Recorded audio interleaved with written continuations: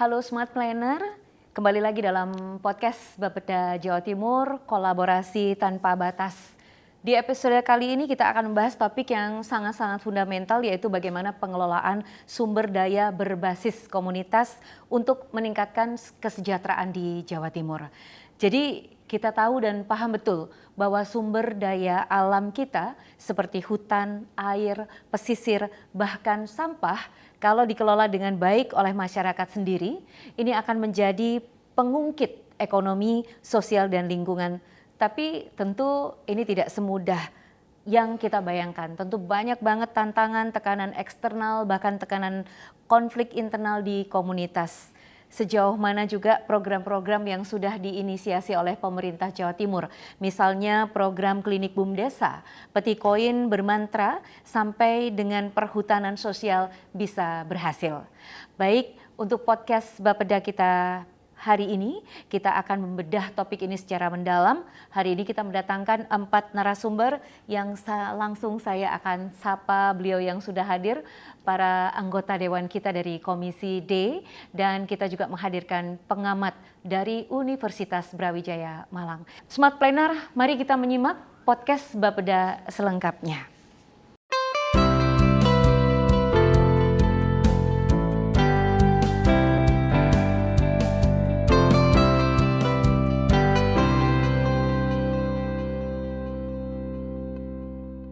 Saya menyapa dulu yang pertama Ibu Kofida. Ya. Selamat pagi, Assalamualaikum. Waalaikumsalam warahmatullahi wabarakatuh. Kabar sehat ya Bu ya? Sehat, alhamdulillah. Ini sesuai dengan warna jilbabnya, hijau selalu segar, mudah-mudahan juga senantiasa sehat ya Bu ya. Tapi bukan kolaborasi hijau dan merah ya.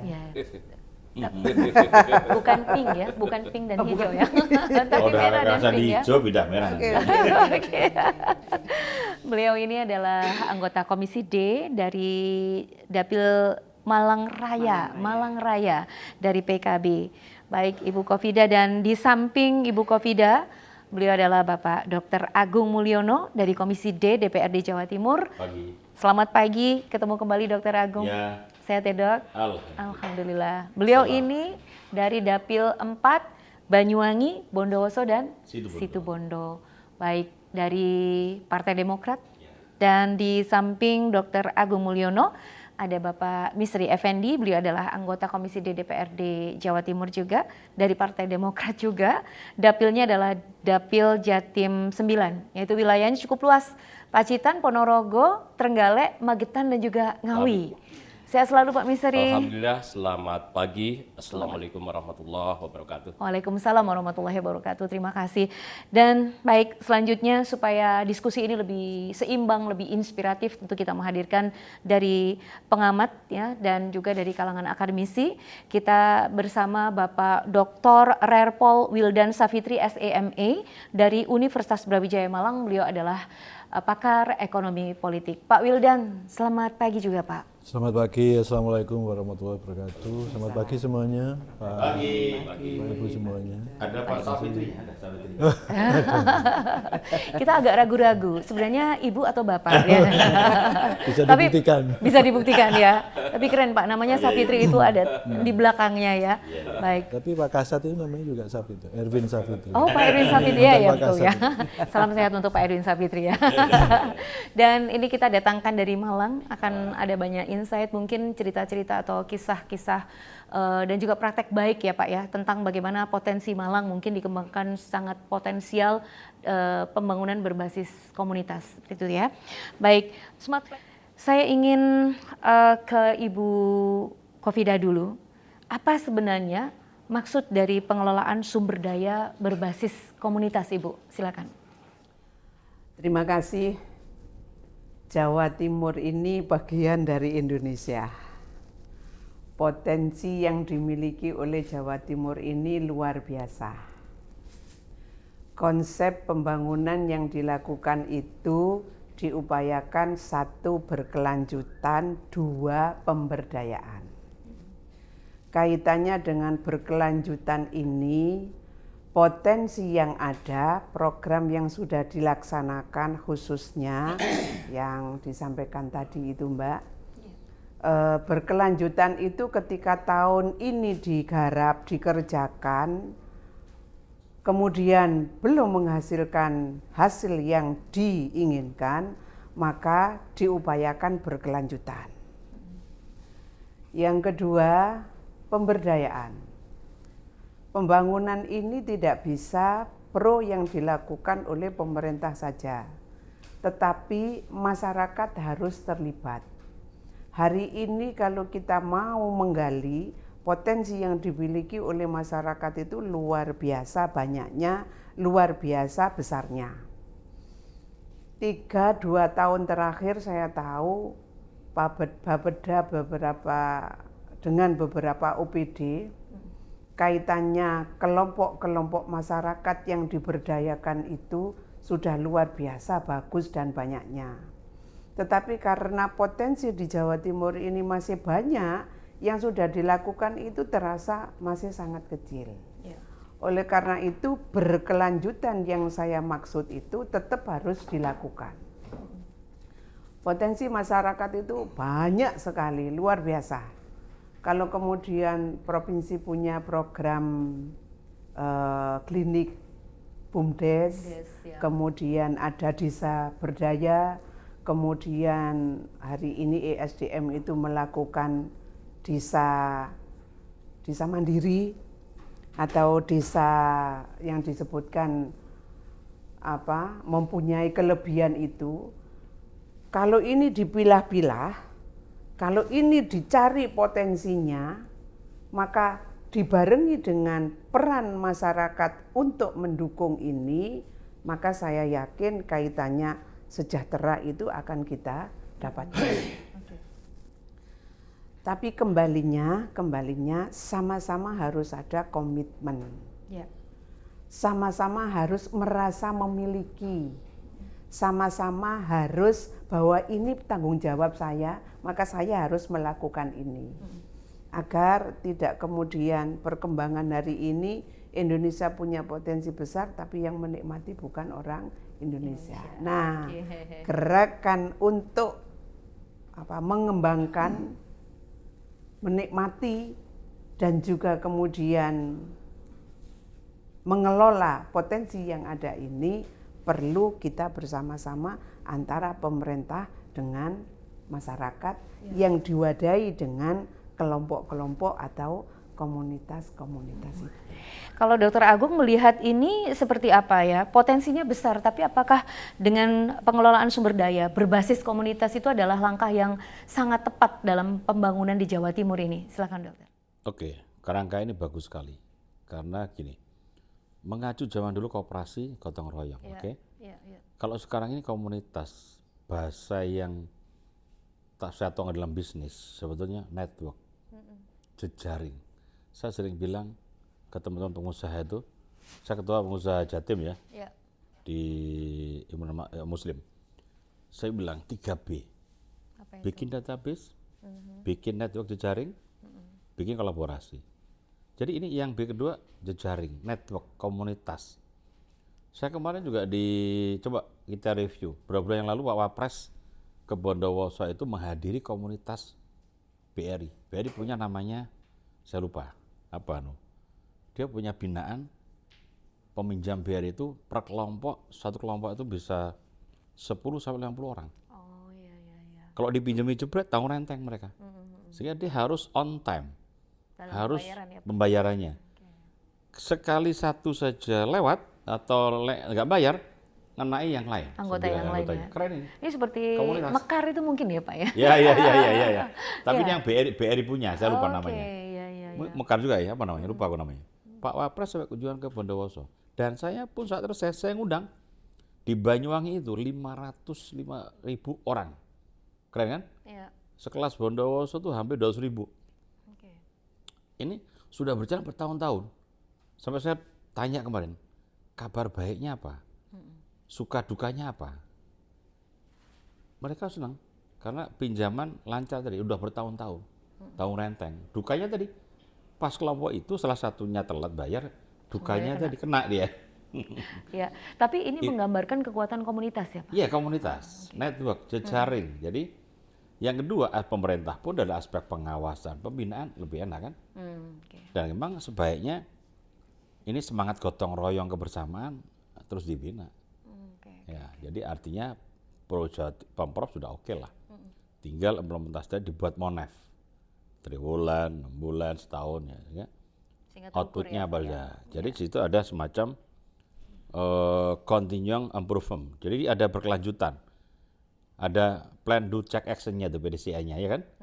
Plan-nya bagus ya kan, do-nya bagus, dicek ya.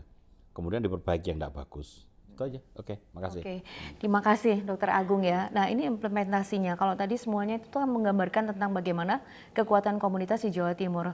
Pak Misri, Bapak yakin ya kalau Jawa Timur memang bisa handal dibangun dengan penguatan komunitas dan segala bentuk pengelolaannya. Bagaimana Bapak lihat? Iya. Sebelum saya menjawab, Iya. pertama saya berterima kasih dulu kepada Bapeda ya, karena telah mengundang kami untuk hadir di kantor ini, di kantor Bapeda. Ini tema yang sangat-sangat bagus. Tema ini melatar belakangi, kami ingat di tahun 2020, 21, 22. COVID-19. Sehingga di kala COVID, pertumbuhan ekonomi kita pernah pada posisi minus, terjun bebas. Masyarakat tidak bisa beraktivitas. Lebih banyak bagaimana masyarakat bekerja di dalam rumah. Lahirlah yang namanya sumber daya komunitas. Untuk pemberdayaan. Bagaimana masyarakat tetap bisa beraktivitas, tetap bisa mendapatkan income, ekonomi terus dapat bergerak. Akhirnya ada pemberdayaan yang di dalamnya punya tujuan dan kepentingan yang sama. Bagaimana mensejahterakan komunitas secara bersama. Ada kerja kolektif dan kerja kolaboratif antar sesama komunitas. Kalau kita bicara di dapil saya, dapil 9, Ponorogo, Pacitan, Trenggalek, Ngawi, Magetan, komunitas-komunitas seperti ini sudah banyak. Sudah terbentuk ya Pak ya? Sebelum sudah banyak dan sudah terbentuk ya pasca COVID. Oke. Ya. Jadi memang betul ya Pak ya, COVID itu madrasah buat kita belajar, akhirnya melahirkan ini ya Pak. Iya, ya? melahirkan komunitas Ekonomi ini. Komunitas ini Pak. Melahirkan pemberdayaan ini. Oke. Sehingga di sana banyak usaha-usaha kecil yang sekarang berjalan dengan luar biasa. Contoh anyaman tas dari plastik. Itu lahir dari komunitas. Dan sekarang luar biasa sudah bisa dipasarkan mulai dari ujung Banyuwangi sampai ujung Jawa Barat, Banten. Kemudian ada komunitas terkait dengan usaha-usaha kecil dan mikro. Makanan-makanan olahan di rumah tangga, dan lain sebagainya. Jadi kalau ini mendapatkan support, anggaran, pendanaan dari pemerintah dan pemerintah daerah, maka tentu akan mengurangi kemiskinan, termasuk kemiskinan ekstrim yang ada di Jawa Timur. Salah satu cara untuk mengurangi melalui pintu komunitas, pemberdayaan masyarakat.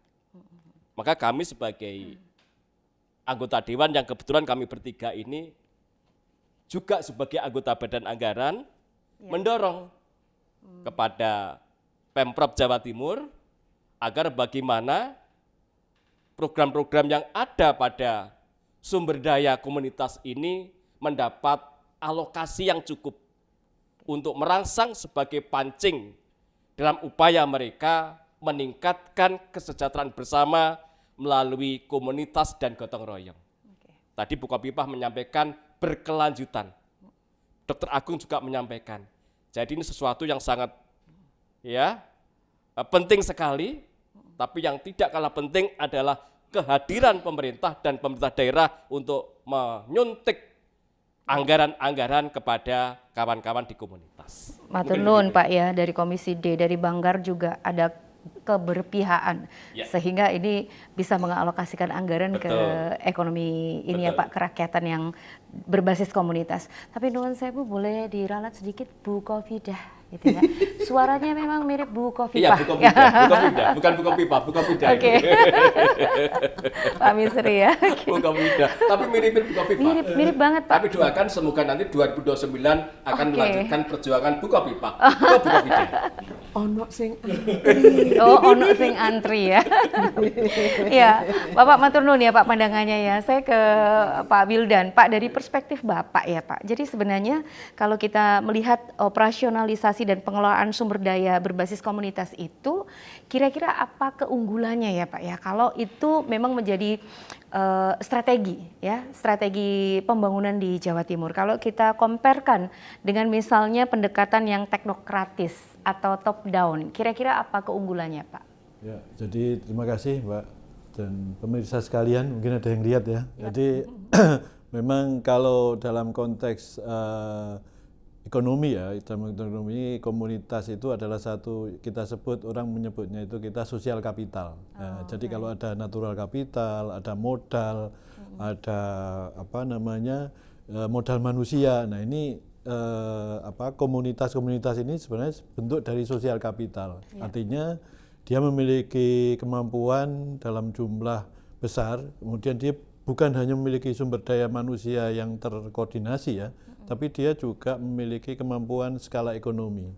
Nah, sehingga dia kalau diberikan tadi ada usulan untuk diberikan misalnya ada instrumen pendorong, maka dia akan relatif bisa lebih cepat karena dia bukan hanya punya kekuatan sosial ekonomi tapi juga politik. Nah, pendorong politik ini kemudian dalam konteks keindonesiaan itu sangat-sangat penting ya, sangat penting. Karena konteks itu. Tetapi kita harus melihat bahwa komunitas-komunitas ini harus berbasis pada konteks yang kita diskusikan ini kan sumber daya alam ya. Sebenarnya pemerintah juga ada beberapa regulasi yang terkait itu, misalnya konteks perhutanan sosial. Kemudian kalau tadi dibicarakan lebih luas, lebih pada konteks secara umum ya. Jadi komunitas-komunitas ini perannya seperti apa dan apakah bisa lebih cepat.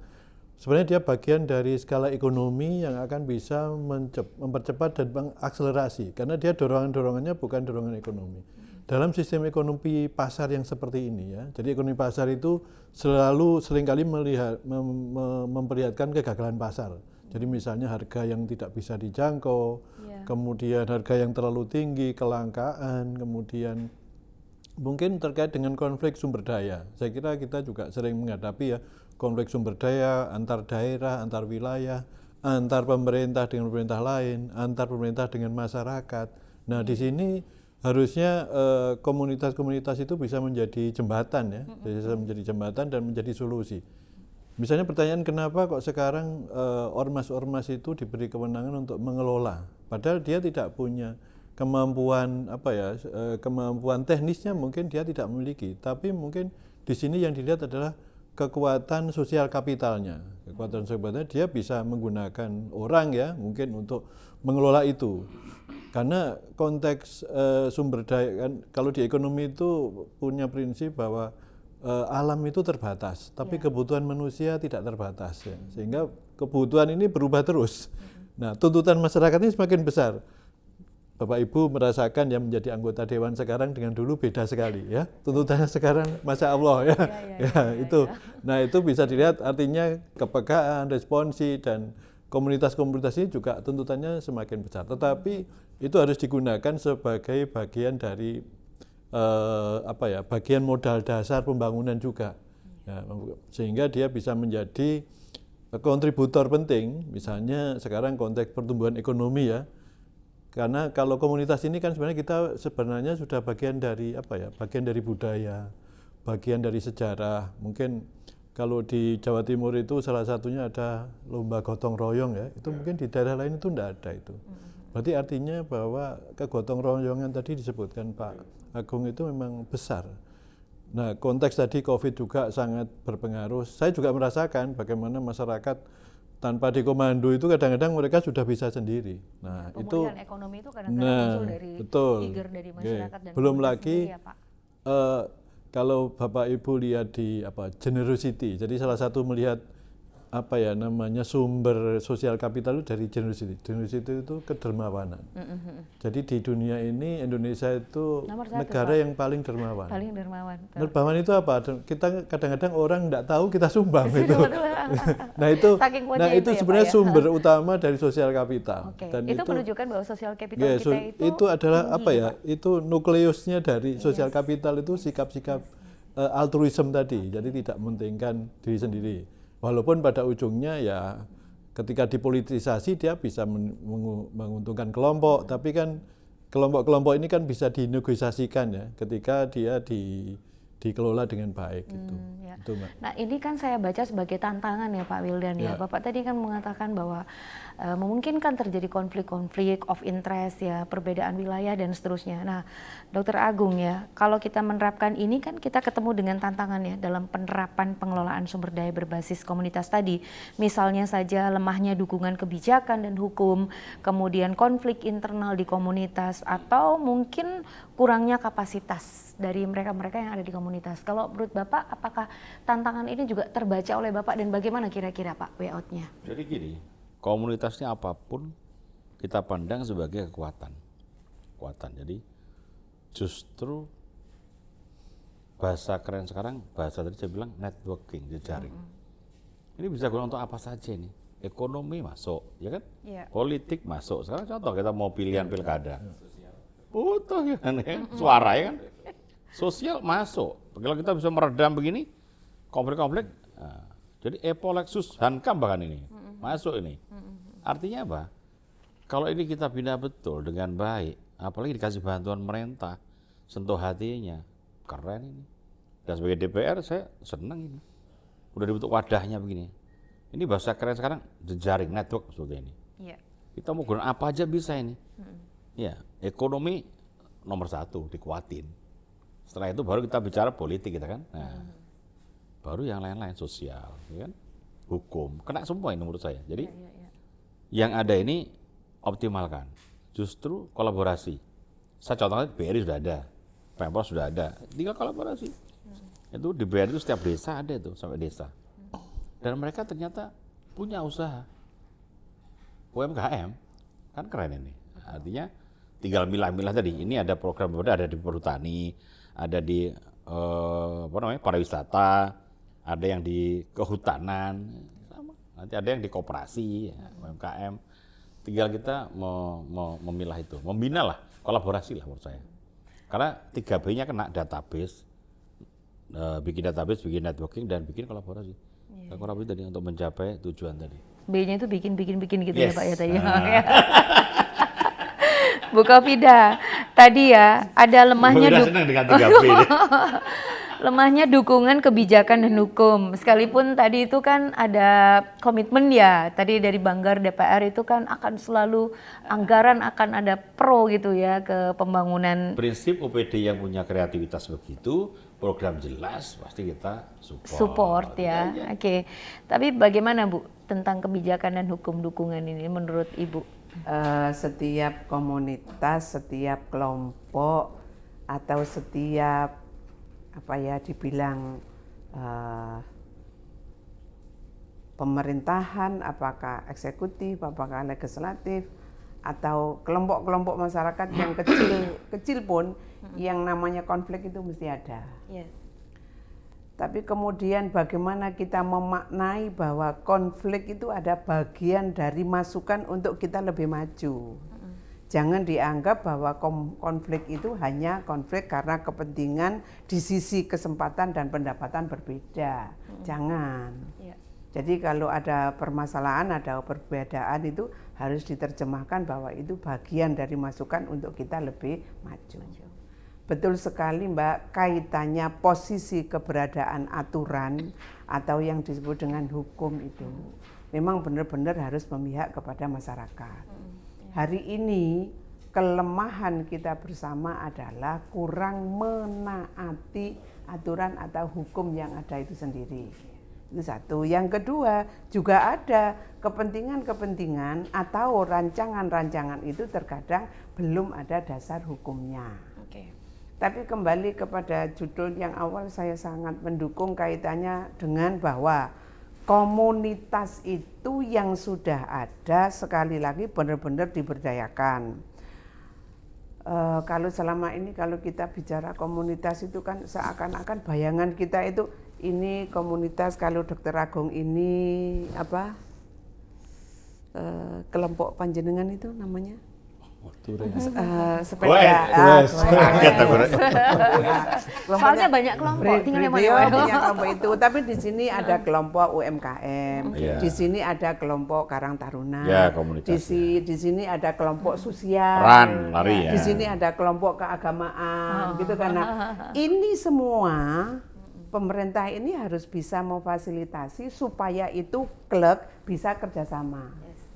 Kalau ini urusannya dengan UMKM, maka bagaimana kelompok UMKM itu bisa memberdayakan dirinya mengembangkan ke yang lain.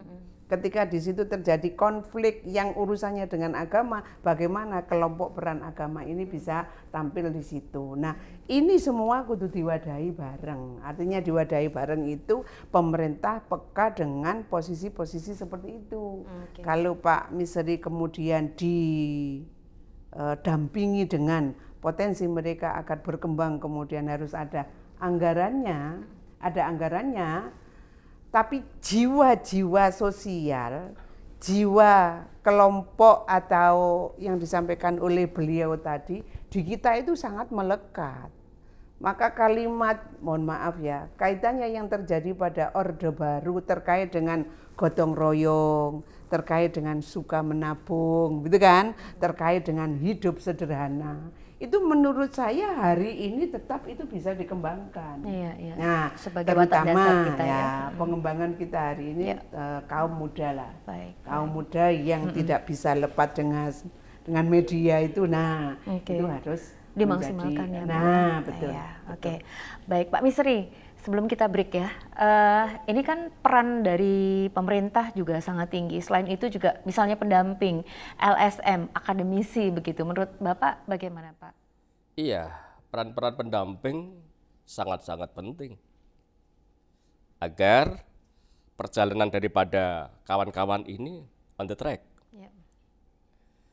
Maka kemenangan daripada pemberdayaan atau komunitas itu diawali dari mereka sendiri, direncanakan sendiri, dikerjakan sendiri, dipertanggungjawabkan sendiri, dibiayai sendiri itu ya. dibiayai sendiri, plus support dari pemerintah maupun pemerintah daerah. Ini kekuatan yang luar biasa. Jadi kalau pembangunan ini bisa lari kencang, ya, energi-energi kawan-kawan komunitas ini sesuatu hal yang tidak bisa tertampilkan. Ya, baik. Jadi harus ada kolaborasi antara pemerintah dengan kawan-kawan komunitas. Betul, Pak. Bahkan kawan-kawan komunitas ini rela mengorbankan tenaga, pikiran, bahkan uang. Iya. Iya kan? Oke. Kalau mereka sudah punya semangat, punya etos kerja, uang pun dikorbankan, tidak hanya tenaga dan pikiran. Tapi bukan berarti kemudian tidak dianggarkan ya Pak ya. Tetap tolong dianggarkan ya Pak ya. Sekaligus Contoh kami sampaikan uang pun dikorbankan. Ada sebuah program. Ya. Dikerjakan secara swakelola. Pemberdayaan. Mereka rela tidak dibayar. Tapi bagaimana volume program ini bisa sampai kepada sekian tambah kilo, sekian tambah meter, sekian tambah program. Iya, Pak. Jadi mereka masyarakat yang ada di pedesaan, masyarakat yang ada sekarang ini sebetulnya tinggal bagaimana. Ya. Oke, jadi mereka rela tidak harus dibayar sekian guna untuk program-program yang mereka laksanakan ini bisa. Ya. Ya, maka inilah pentingnya kolaborasi antara pemerintah dengan teman-teman di komunitas, ya, agar pemberdayaan masyarakat ini salah satu unsur penopang dalam pembangunan di daerah. Oke, Pak Misri, terima kasih, Dr. Agung, Bu Kofida, dan juga Pak Bilda. Nanti kita akan sambung kembali. Menarik, ke Smart Planner kita sudah mendengarkan bagaimana konsep dasar dan juga tantangannya. Nanti seperti apa cerita-cerita sukses ya, mungkin akan ada banyak contoh yang akan kita bahas di program ini. Nanti kita akan kembali bersama dengan Anda.